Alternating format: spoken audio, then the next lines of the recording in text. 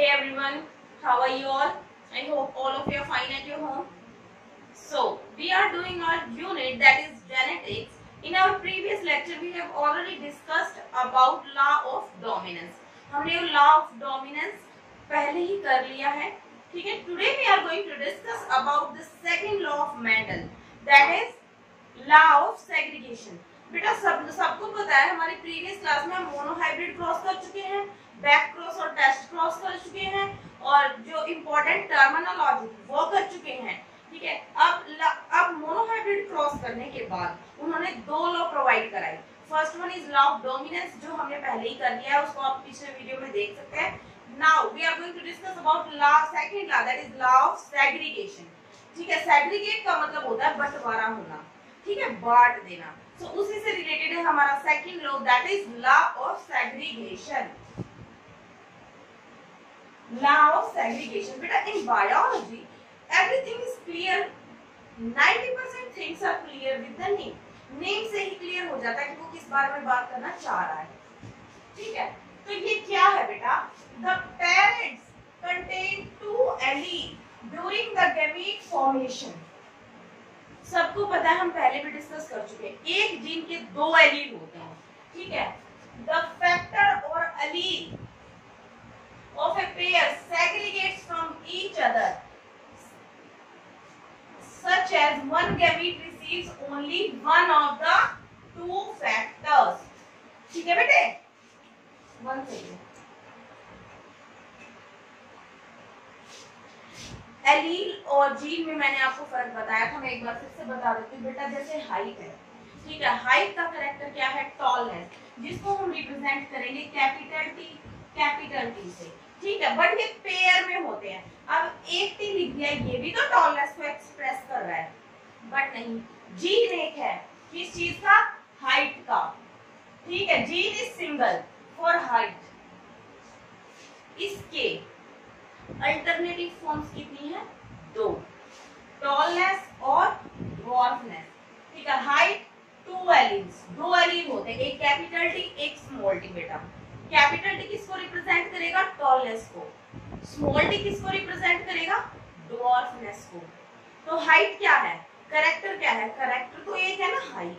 Trait क्या हो गया? उसके जो जीन है उसका एक्सप्रेशन दो टाइप से आ रहा है हाइट का. छोटी हाइट का भी हो रहा है, बड़ी हाइट का भी हो रहा है, ठीक है? Are you getting my point? I hope you are getting my point. Capital T and small T, there are to alleles. तो कैरेक्टर क्या है? हाइट. इसके एलील कितने हैं? दो. एक्सप्रेशन, हाइट का एक्सप्रेशन दो टाइप से शो हो रहा है, टॉलनेस में शो हो रहा है, ड्वार्फनेस में शो हो रहा है, ठीक है? Capital T and small T. यही बताया हुआ है कि every parent have to alleles और पेयर ऑफ एलील. पेयर होता है बेटा, कैपिटल टी स्मॉल टी क्या पेयर में होते हैं हमेशा ये, ठीक है? तो लॉ ऑफ डोमिनेंस में हमने ये पढ़ा था, अगर कैपिटल टी है तो वो डोमिनेटिंग है, वो एक्सप्रेस करता है. अगर स्मॉल टी है तो वो रिप्रेस हो जाता है, यानी कि दब जाता है. पर जब उसके पास कैपिटल टी नहीं होगा तो वो अपने आप को एक्सप्रेस करेगा, जैसे कि मोनोहाइब्रिड क्रॉस में भी हमने देखा था, ठीक है? तो इसमें यही बताया गया है कि ग्रुप में पेयर में होते हैं, but at the time of gamete formation, जब गैमीट बनते हैं ना बेटा, तब ये क्या होता है? सेग्रीगेट हो जाते हैं. 50% यहाँ चले जाएंगे और 50% यहाँ चले जाएंगे, जैसे कि ये है. मैं आपको ह्यूमन का एग्जांपल देके आपको समझाती हूँ, आपको और अच्छे से समझ में आएगा. सेग्रीगेशन बाद में हम इसको पढ़ेंगे. जैसे आपको पता है ह्यूमन फीमेल में कितने क्रोमोसोम होते हैं? XX है ना, दोनों XX होते हैं. बट मेल में कितने होते हैं? X and Y. दो अलग अलग टाइप के होते हैं. जब फीमेल गैमीट बनाएगी, जब एग्स बनते हैं, तो मान लो मियोसिस से 4 एग बन गए.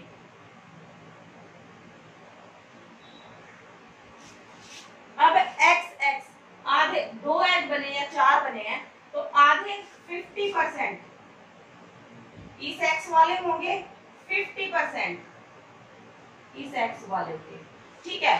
जनरली सर्वाइव एक ही एग करता है फीमेल में, तो दोनों में XX है, तो ये फर्क नहीं पड़ता, क्योंकि 50% ये वाले बने, 50% ये वाले बने हैं, तो सारे एक्स ही. तो यानी कि एक्सप्रेशन में कोई चेंज नहीं आएगा. अब हम यहीं पे मेल की बात करते हैं. मेल में क्या होगा? 4 स्पर्म बनेंगे, ठीक है?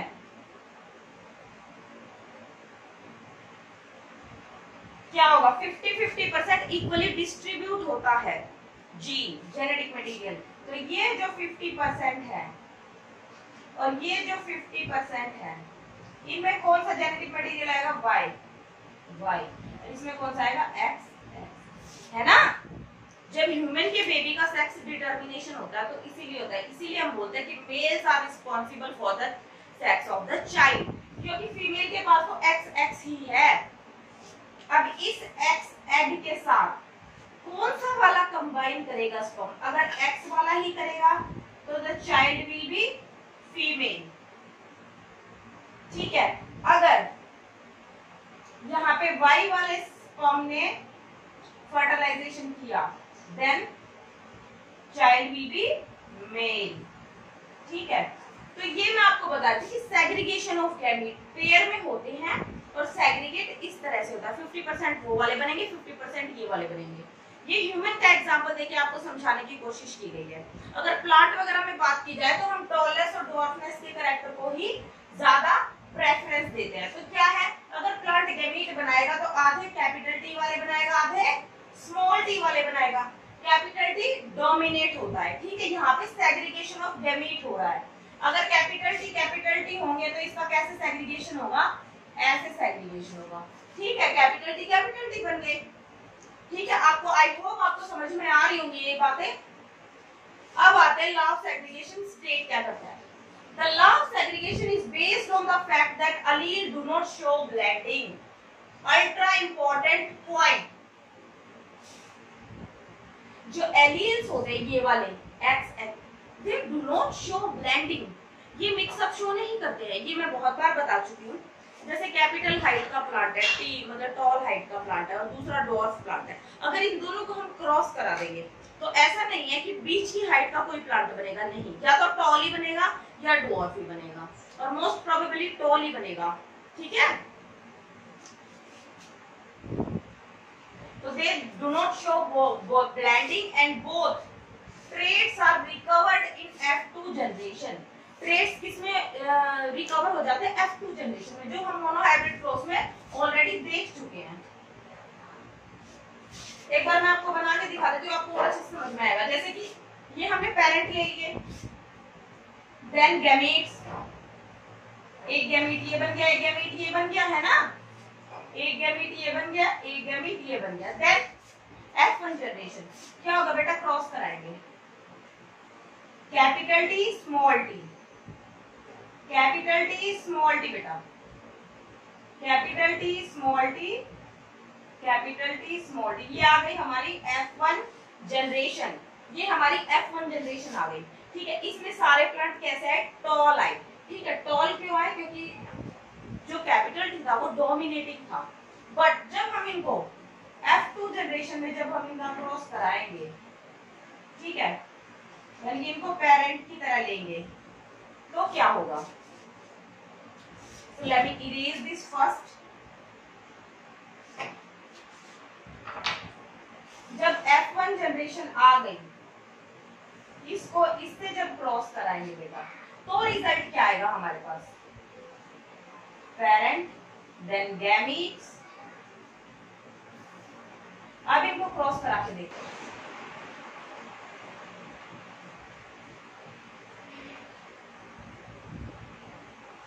ये क्या आ गया हमारे पास? जब हम इसके गैमीट्स बनाएंगे तो हमारे पास क्या रिजल्ट आएगा बेटा? Capital T, capital T, capital T small T, ठीक है। Capital T small T and small T small T. हमारे पास क्या आया बेटा? एक तो प्योर टॉल आया, हमारे पास एक स्मॉल टी आया यानी कि डॉर्फ आया, और हमारे पास दो क्या आए? हाइब्रिड टॉल आए, ठीक है। इनके अंदर अब यहाँ पे हमें क्या दिखाई दिया कि ड्वार्फनेस का कैरेक्टर शो हुआ है, जो कि F1 जनरेशन में हमें नहीं दिखाई दिया था। ये F1 है, ये F2 है। F2 जनरेशन में जो कैरेक्टर था वो रिकवर हो गया जब पेरेंट्स यहाँ पे हमने लिया था, और जो F1 जनरेशन आई थी उसमें सारे टॉल आए थे, हमें एक भी ड्वार्फ नहीं मिला था। जब हमने उनका आपस में क्रॉस कराया तो क्या मिला हमें? F2 जनरेशन में एक ड्वार्फ प्लांट भी मिला था। तो इसका मतलब है कि कैरेक्टर रिकवर हो गया। There is no blending into the character. ऐसा नहीं है कि छोटा और बड़ा मिलके एक बीच की हाइट का कुछ बना देंगे, नहीं, ठीक है। दे डू नॉट शो ब्लेंडिंग और मिक्सिंग, मिक्सिंग शो नहीं करते हैं। Segregation is essential during the meiotic division. Meiotic division के दौरान बेटा जो सेग्रीगेशन ऑफ गैमीट्स है it is very much important and sexually reproducing animals who are sexually reproducing, then this segregation of gametes is must। जब gametes segregate होंगे, अलग अलग होंगे, तभी तो वो आपस में combine करेंगे और recombinations बनेंगे, है ना। तो law of segregation is most important law और universal law, no exception, कोई exception नहीं है इस law के लिए। बस एक हो सकता है non disjunction को हम में भी एक्सेप्शन फॉर दिस लॉ, इस लॉ के लिए एक्सेप्शन मान सकते हैं, बट हमेशा नहीं होता है। Homozygous parent form similar gamete. जो होमोजाइगस पेरेंट होगा वो सिमिलर गैमीट बनाएगा, ठीक है, बट जो हेटेरोजाइगस पेरेंट होगा वो क्या होगा, डिसिमिलर गैमीट बनाएगा। Heterozygous parent forms two type of gametes, जैसे कि एक्स और वाई में बने थे ना गैमीट्स, आधे एक्स बने थे आधे वाई बने थे, इस तरह से आधे कैपिटल टी बने आधे स्मॉल टी बने हैं। Okay, this is all about law of segregation. इसमें क्या होता है, जो जीन होता है उसमें दो एलील होते हैं, ठीक है, दो एलील होते हैं, एक्सप्रेशन दो होते हैं उस जीन के। हाइट का अगर एक्सप्रेशन है तो टॉलनेस और ड्वार्फनेस। अगर कलर का एक्सप्रेशन है तो किसी का ग्रीन है किसी का येलो है प्लांट्स में, ठीक है। तो इस तरह से एक्सप्रेशन क्या है, colour of the seed, but वो दो टाइप से हो सकता है, ग्रीन भी हो सकता है येलो भी हो सकता है। तो इस तरह से दो तरह से एक्सप्रेशन होता है, but at the time of gamete formation they will segregate from each other, वो एक दूसरे से अलग हो जाते हैं। This is the universal law. Non distinction को मान सकते हैं बट इसको हम अच्छे से नहीं मान सकते, क्योंकि मतलब प्रॉपर लॉ नहीं कह सकते, क्योंकि हमेशा नहीं होता ऐसा नॉन डिस्टिंक्शन। नॉन डिस्जंक्शन होता क्या बेटा, जब सेल डिवाइड होती है ना, जो मेटाफेज में सेल डिवीजन में आपने पढ़ा होगा, जो ये क्रोमोसोम अलाइन होते हैं ना, तो क्या होता है, कई बार क्या होता है कि क्रोमोसोम अब क्या होता है, ये दोनों टूट के बीच में से आधे इधर आ जाते हैं आधे उधर चले जाते हैं, बट कई बार क्या होता है कि ये जा नहीं पाते हैं, नॉन डिसजंक्शन हो जाता है, तो वो ओकेजनल है। म्यूटेशन को भी हम ला नहीं बोलते हैं, क्यों, क्योंकि वो सडन चेंज है, वो कभी कभी दिखता है, ठीक है। तो इसलिए इसको मान सकते हैं पर 1-2%, ठीक है। So I hope this is clear to you, law of segregation. That's all for this class. Thank you so much for watching my video. Do hit that like button and do subscribe my channel. Thank you so much.